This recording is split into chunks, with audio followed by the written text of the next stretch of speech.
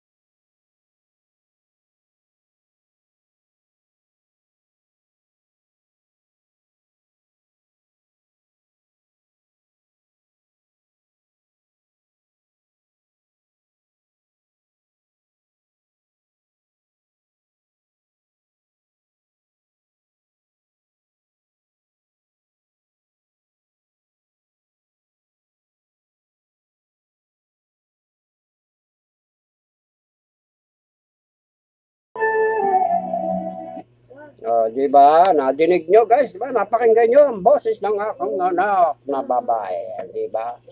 Bigla shout out, maraming salamat po. Hanggang dito na lang. Bye-bye. Hanggang sa muli mga guys. Bye-bye.